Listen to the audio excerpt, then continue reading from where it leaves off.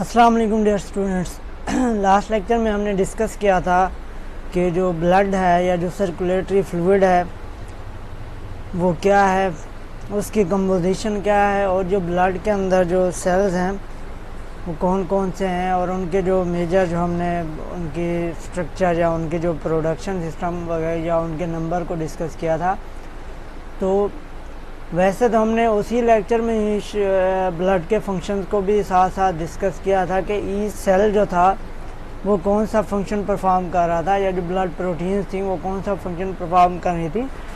लेकिन क्योंकि ये हमारा एक अलहदा से टॉपिक है फंक्शन ऑफ ब्लड, तो इसलिए हमने सोचा कि इसको मज़ीद आपसे डिस्कस कर लें कि इसके जो फंक्शन है अगर उसको पॉइंट की फॉर्म में लिखना पड़ जाए या अगर आपके पास क्वेश्चन आ जाए कि फंक्शंस ऑफ ब्लड, तो आपने उसको कैसे एक्सप्लेन करके बताना है कि कौन कौन से हैं जो इसके फंक्शन हैं। ब्लड के फंक्शंस के बाद फिर हमने मज़ीद जो है इसमें ब्लड डिसऑर्डर्स के बारे में डिस्कस करना है कि ब्लड के अंदर जो बीमारियां पाई जाती हैं ब्लड की वजह से, तो ब्लड रिलेटेड जो बीमारियां हैं उसको हमने डिस्कस करना है। तो फर्स्ट ऑफ ऑल हम डिस्कस कर लेते हैं फंक्शन ऑफ ब्लड।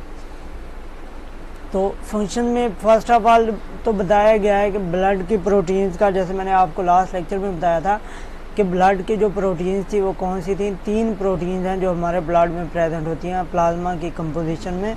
एक थी एल्ब्यूमिन, दूसरी थी ग्लोब्युलिन और तीसरी थी फिब्रिनोजन। फिब्रिनोजन का मैंने आपको फंक्शन बताया था कि वो क्या थी, ब्लड क्लॉटिंग में उसका जो है फंक्शन था। और जो ग्लोब्युलिन थी वो क्या थी, ग्लोब्युलिन जो थी वो क्या थी, एंटीबॉडीज़ की प्रोडक्शन में उसका रोल था। यहाँ पे जो बात हुई है फर्स्ट ऑफ ऑल जो हमारा पॉइंट है कि ऑस्मोटिक प्रेशर, जो हमारा ऑस्मोटिक प्रेशर जो है उसको बैलेंस करने के लिए कौन सी प्रोटीन है हमारे पास, एल्ब्यूमिन्स। मैंने आपको पिछले लेक्चर में बताया था कि एल्ब्यूमिन्स जो हैं वो क्या करती हैं, हमारे बॉडी के ऑस्मोटिक प्रेशर को क्या करती हैं, बैलेंस करती हैं। जो प्रोटीन हैं वो क्या हैं, एल्ब्यूमिन्स हैं। तो अगर बात करें तो 75% जो है एल्ब्यूमिन्स हैं और 25% जो है वो ग्लोब्युलिन्स भी हैं जो ऑस्मोटिक प्रेशर को बैलेंस करने में हेल्प आउट करते हैं। तो मोस्टली हम क्या कहते हैं कि एल्ब्यूमिन्स ही वो प्रोटीन है जो ऑस्मोटिक प्रेशर को बैलेंस करते हैं। एक तो ये फंक्शन हो गया। दूसरा जो मेजर और इम्पॉर्टेंट फंक्शन क्या है कि जो ब्लड है इसका मेन फंक्शन क्या है कि ट्रांसपोर्ट करता है बॉडी के अंदर जो न्यूट्रिएंट्स हैं, जो वेस्ट प्रोडक्ट हैं या जो सॉल्ट्स हैं, उनको एक जगह से दूसरी जगह तक ट्रांसपोर्ट करने का जो एक मीडियम प्रोवाइड करता है वो क्या है, ब्लड है। ब्लड वो मीडियम है जिसके थ्रू हमारी बॉडी को खुराक जो है जिस जिस ऑर्गन तक पहुंचानी होती है वो पहुंचाती है।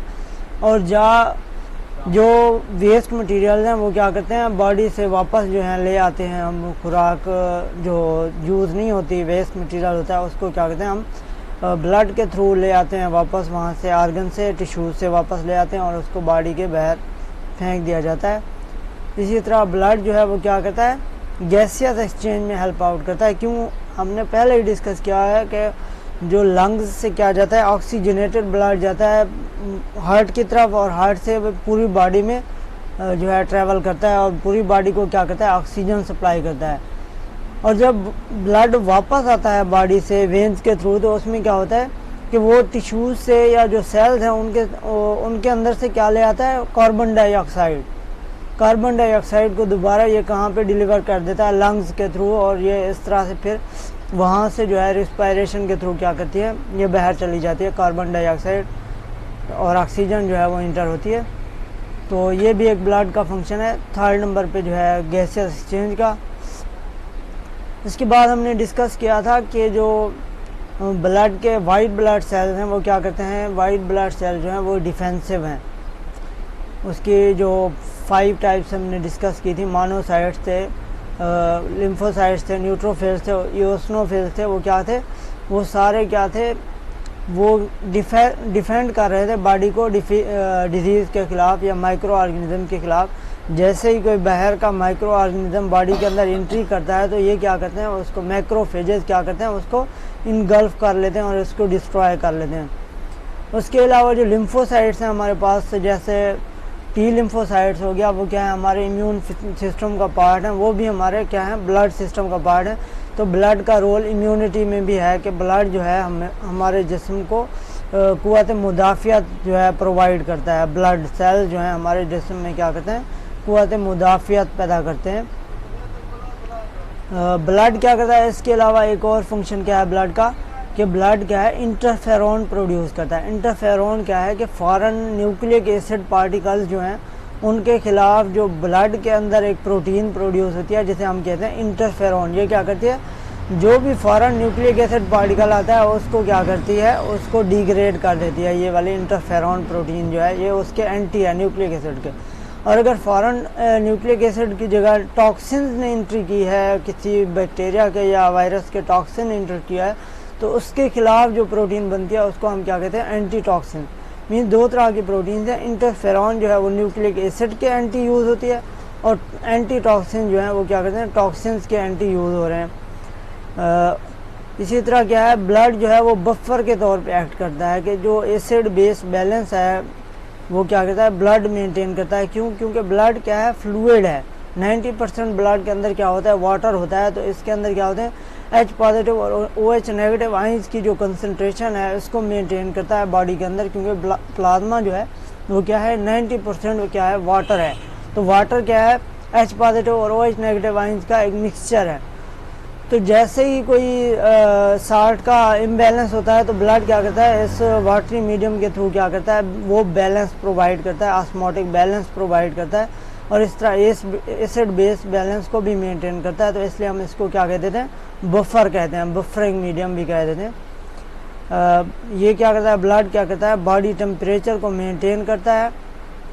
और इसके अलावा जो मटेरियल्स की एक्सचेंज है उसमें भी इसका रोल है, क्योंकि ब्लड कैपिलरीज का मैंने आपको पहले बताया था कि जो मटेरियल्स की एक्सचेंज है, हमने वो क्लोज्ड और सर्कुलेटरी सिस्टम में जब बात कर रहे थे तो हमने डिस्कस किया था कि मटेरियल्स की जो एक्सचेंज है ब्लड और इंटरस्टिशियल टिश्यूज़ के दरमियान या इंटरस्टिशियल फ्लूइड के दरमियान, वो कहाँ पे हो रही होती है, मटेरियल्स की जो एक्सचेंज है वो कहाँ पे हो रही होती है, कैपिलरीज वाल्स के साथ।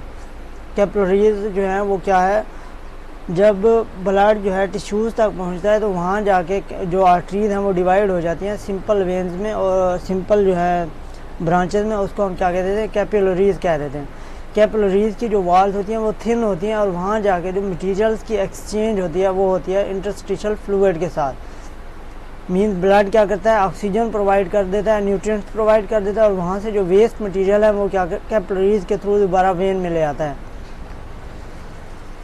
इसके अलावा ब्लड का एक और फंक्शन क्या है कि ब्लड जो है वो ब्लड के जो वाइट ब्लड सेल्स हैं, बेसोफिल्स क्या करते हैं, हेपरिन प्रोटीन प्रोड्यूस करते हैं या हिस्टामाइंस प्रोड्यूस करते हैं। ये वाली जो प्रोटीन्स हैं ये क्या करती हैं कि केमिकल्स की जो कंसंट्रेशन है बॉडी के अंदर उसको क्या करती हैं, मेंटेन करती हैं। बॉडी के अंदर जो केमिकल्स की कंसंट्रेशन है उसको क्या करती हैं, ये मेंटेन करती है हेपरिन जो है।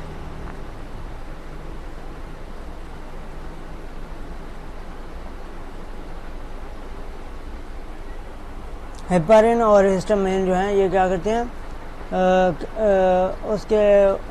इसके फंक्शन है, यहाँ पे मैंने आपको दिखाया है। हेपरिन जो है ये क्या करते हैं, ये देखें बेसोफिल जो हैं ये क्या करते हैं, हेपरिन प्रोड्यूस करते हैं। ये क्या करता है, ब्लड क्लॉटिंग को रोक देता है, ब्लड क्लॉटिंग को क्या करता है, ये प्रिवेंट करता है। और इसी तरह हिस्टामाइन जो है ये क्या करता है, एलर्जिक रिएक्शंस काज करता है ड्यूरिंग दी टिश्यू डैमेज या माइक्रोबियल इन्वेजन के दौरान क्या करता है, एलर्जिक रिएक्शंस काज करता है। इसके अलावा ब्लड का एक और इम्पॉर्टेंट फंक्शन क्या है कि जैसे ही हमारे जिस्म पे कोई ज़ख़म लगता है तो ये क्या करता है, उस वाउंड को क्या कर देता है, सील करवा देता है through blood clotting. Blood clotting में मैंने आपको पहले बताया था कि जो प्लेटलेट्स हैं या जो फिब्रिनोजन प्रोटीन्स हैं वो क्या है, उनका जो फंक्शन है वो क्या है, ब्लड क्लॉटिंग में हेल्प करते हैं। और क्या करते हैं, ये वाउंड को हील कर देते हैं, ताकि जो जैसे ही कोई कट वगैरह लगाया है तो कट की जगह पे आपको पता है कि क्योंकि हमारी जो स्किन है वो स्किन जो है डेड लेयर है, ये क्या करती है, फॉरेन पार्टिकल्स को क्या करती है, इंटर करने से रोकती है। जो फॉरेन बैक्टीरिया या वायरस पार्टिकल्स हैं वो क्या करते हैं, हमारी जो skin dead layer of skin है वो उसको रोक देती है। अगर हमें कट लग जाता है तो वो वाली स्किन की जो लेयर है हमारी वो कट हो जाती है। मीन्स वहाँ पे एक रास्ता सा बन जाता है जहाँ से कोई फॉरेन पार्टिकल जो है आसानी से हमारे बॉडी के अंदर इंटर हो सकता है।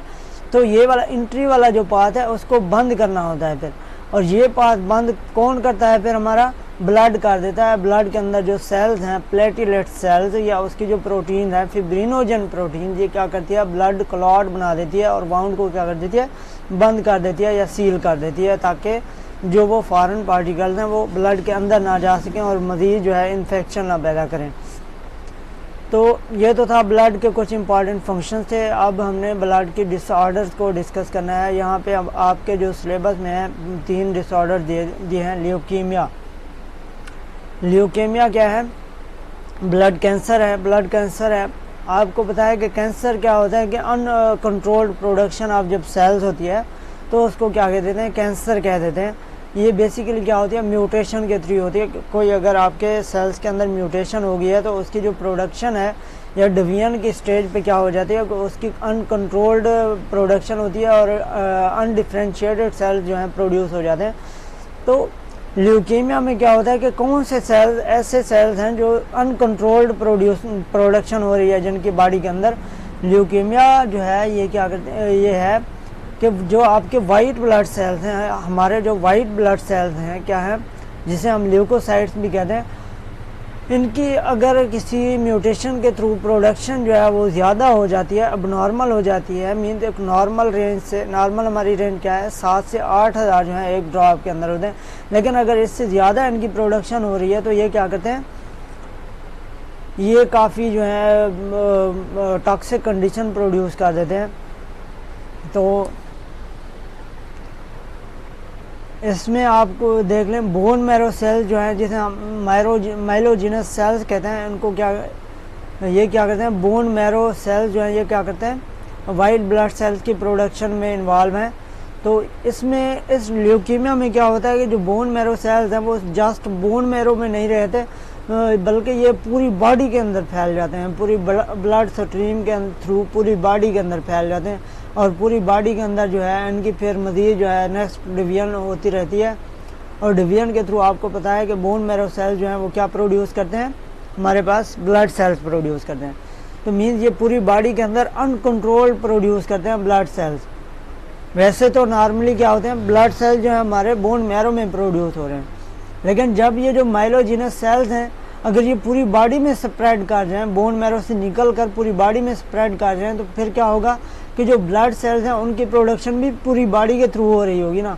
तो मीन्स ये लार्ज नंबर ऑफ जो सेल्स हैं वो प्रोड्यूस होंगे, और क्या होंगे? वो पूरी तरह से डिफ्रेंशिएटेड नहीं होते बल्कि अनडिफ्रेंशिएटेड होते हैं। तो ल्यूकीमिया को हम फिर डिफरेंट नाम देते हैं on the basis of white blood sales जिनकी प्रोडक्शन जो है ज़्यादा हो रही है। आपको पता है कि वाइट ब्लड सेल्स की 5 टाइप्स हैं, 5 टाइप्स के वाइट ब्लड सेल्स हैं। तो उसी लिहाज से ल्यूकीमिया की भी हमने 5 टाइप्स बताई हुई: neutrophilic leukaemia, eosinophilic leukaemia, basophilic leukaemia और monocytic lymphocytic leukaemia.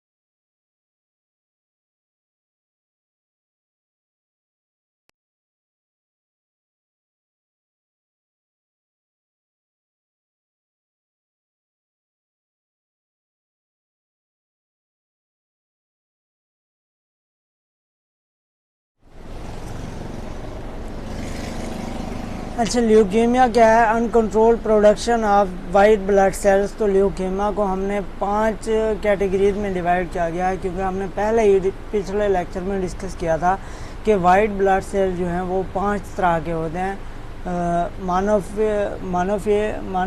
Monocytic leukaemia,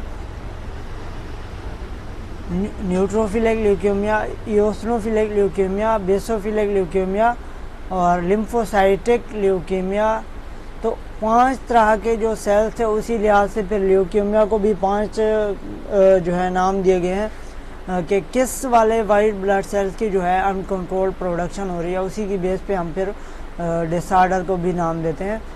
तो इसमें क्या होता है कि पेशेंट जो है उसको क्या करना पड़ता है कि ब्लड की ट्रांसफ्यूजन करवानी पड़ती है नॉर्मल ब्लड के साथ, कि जिसके अंदर जो वाइट ब्लड सेल्स है उसकी नॉर्मल कंसंट्रेशन पाई जाती है, क्योंकि उसका अपना जो ब्लड है उसके अंदर तो वो है, उसके अपने ब्लड में क्या प्रेजेंट है, माइलोजिनस सेल्स प्रेजेंट हैं जो कि अनकंट्रोल्ड प्रोडक्शन करवा रहे हैं वाइट ब्लड सेल्स की।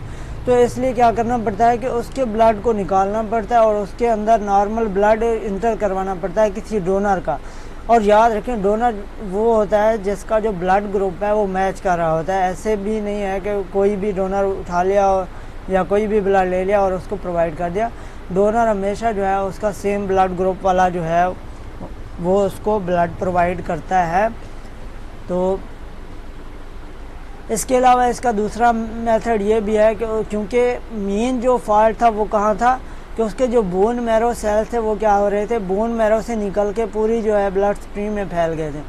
तो अगर हम उसके बोन मैरो को ही ट्रीट करवा दें तो ये ज़्यादा एक्सपेंसिव है ट्रीटमेंट है, क्योंकि आपको पता है कि बोन मैरो का मिलना काफ़ी मुश्किल है। बोन मैरो ट्रांसप्लांट जो है वो काफ़ी एक्सपेंसिव है। तो मोस्टली क्या होता है कि ब्लड ट्रांसफ्यूजन ही करते रहते हैं। लेकिन ये जो है ब्लड ट्रांसफ्यूजन ये क्या है, टेम्परेरी सोल्यूशन है, कि परमानेंट नहीं है। परमानेंट सोल्यूशन क्या है हमारे पास, बोन मैरो ट्रांसप्लांट है। नंबर 2 पे हमारे पास क्या है, थैलासेमिया। थैलासेमी ये ग्रीक लैंग्वेज का जो है वर्ड है। थैलासा मीन द सी, समंदर, हेमा मीन ब्लड, के ब्लड का समंदर, सी ऑफ ब्लड। किसने डिस्कवर की थी ये डिजीज़? थॉमस बी कोले, एक अमेरिकन पेडिट्रिशियन था, बच्चों का डॉक्टर जिसे कहते हैं। थॉमस बी कोली, ये कौन था? अमेरिकन था। इसने डिस्कवर किया था थैलासेमिया। ये क्या थी? ये एक जेनेटिकली ट्रांसमिटेड डिजीज़ है, मींस फैमिलीज़ के अंदर रन करती है। अगर पेरेंट्स के अंदर है तो ये क्या करती है, ऑटोमेटिकली हो जाती है, ट्रांसफ़र हो जाती है प्रोजेनी के अंदर या बच्चों के अंदर। ये क्या करती है, ट्रांसफ़र हो जाती है। तो ऐसी डिजीज़ जो पेरेंट्स से प्रोजेनी की तरफ या बच्चों की तरफ मुंतकिल होती है उसको क्या कह देते हैं हम, जेनेटिकली ट्रांसमिटेड डिजीज़। तो ये क्या है, जेनेटिकली, थैलासेमिया क्या है, जेनेटिकली ट्रांसमिटेड डिजीज़ है। इसको हम क्या कह देते हैं, Cooley's anaemia, on the base of scientist whose name was Cooley. तो उसका नाम कोले था, तो इसको इसलिए हम इसको क्या कहते हैं, कोलीज एनीमिया। ये बेसिकली है क्या, हेमोग्लोबिन एबनॉर्मेलिटी। थैलेसीमिया में क्या होता है कि जो हेमोग्लोबिन है ब्लड के अंदर, रेड ब्लड सेल्स के अंदर, वो क्या हो जाती है, उसकी जो शेप है वो डिस्टर्ब हो जाती है, वो डिग्रेड हो जाती है। तो हेमोग्लोबिन की एक चेंज जो है वो क्या होती है, एब्सेंट होती है या जो डिफॉर्म्ड होती है। तो उसको हम क्या कहते हैं, फेटल हेमोग्लोबिन जो है। बी चेन जो हेमोग्लोबिन की 2 चेन है ना, अल्फ़ा चेन होती हैं और बीटा चेन होती हैं। तो इसमें जो बीटा चेन होती हैं वो रिप्लेस हो जाती हैं एफ चेन से। F means fatal. तो फैटल चेन से जब रिप्लेस होती है तो ये क्या करती है, डिजीज़ काज करती है थैलेसीमिया। इसमें क्या होता है, ये जो है इसकी जो पेशेंट है उसमें क्या हो जाता है कि स्प्लीन जो है उसका क्या हो जाता है, लंबा हो जाता है, ज़्यादा हो जाता है, लंबा साइज़ में ज़्यादा हो जाता है। तो आपको पता है कि स्प्लीन क्या है, रेड ब्लड सेल्स का ग्रेव यार्ड कहा जाता है स्प्लीन को।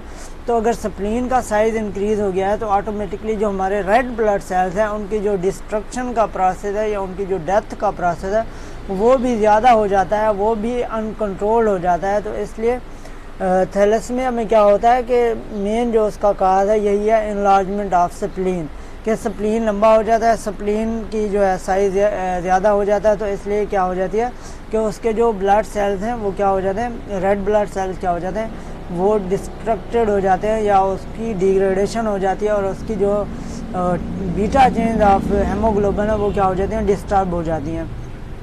तो इसका भी वही मेथड है कि अगर तो हम सस्ता सा इलाज ढूंढें तो वो क्या है, ब्लड ट्रांसफ्यूजन है कि ब्लड को है कंटिन्यूसली क्या करना, रिप्लेस कराना पड़ता है। लेकिन जो परमानेंट इलाज है इसका भी वही है जो बोन मैरो ट्रांसप्लांट है, क्योंकि बोन मैरो जो है वो मेन हमारे ब्लड का एक है प्रोडक्शन सिस्टम जो है ब्लड सेल्स का, वो क्या है, बोन मैरो है।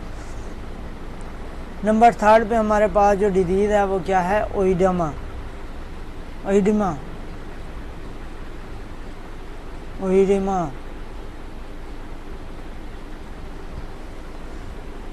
ओइडिमा में क्या होता है कि हमारा जो फ्लूइड है वो क्या हो जाता है, फ्लूइड बॉडी के सेल्स के अंदर रिटेन हो जाता है। मीन्स कैपिलरीज में जब कैपिलरीज इंटरस्टिशियल सेल्स के साथ जब इंटरैक्ट कर रही हैं या मटेरियल एक्सचेंज कर रही थी तो कुछ फ्लूइड भी उधर चला जाता है इंटरस्टिशियल सेल्स के अंदर। तो नॉर्मली तो क्या होता है कि वो फ्लूइड वापस जो है कैपिलरीज में अब्जॉर्ब हो जाता है, लेकिन ये जो ओइडेमा है इसमें क्या होता है कि वो फ्लूइड जो है वापस वहाँ से अब्जॉर्ब नहीं होता, वो वहीं उन टिश्यूज़ के अंदर ही रह जाता है। तो जब एक्सेस फ्लूइड उन टिश्यूज़ के अंदर रह जाता है तो फिर ये क्या करती है, कंडीशन काज करती है कि वहाँ पे उस फ्लूइड की वजह से स्वेलिंग हो जाती है। तो ओइडेमा में बेसिकली क्या है, स्वेलिंग है, क्योंकि उसमें जो है वाटर या जो फ्लूइड है वो ज़्यादा है उन टिश्यूज़ के अंदर, तो मेटाबॉलिक सिस्टम जो है वहाँ पे डिस्टर्ब हो जाता है। तो इसके जो मेन काजेज़ हैं वो क्या हैं कि जो है साल्ट कंसंट्रेशन वहाँ पे जो है वो ज़्यादा हो जाती है टिश्यूज़ के अंदर।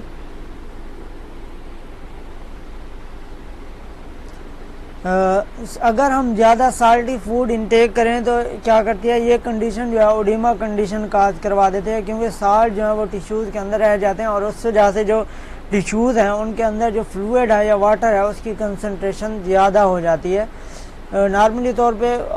इसी तरह अगर आप एक ही पोजीशन में ज़्यादा देर लेट जाएं, एक ही पोजीशन में अगर आप ज़्यादा देर लेट जाएं तो उससे भी क्या हो जाती है कि जो है फ्लूइड है वो क्या हो जाता है, एक ही जो है एरिया में या एक ही सेल्स में क्या हो जाता है, कैद होके रह जाता है। तो इस कंडीशन में भी ओडिमा हो जाता है।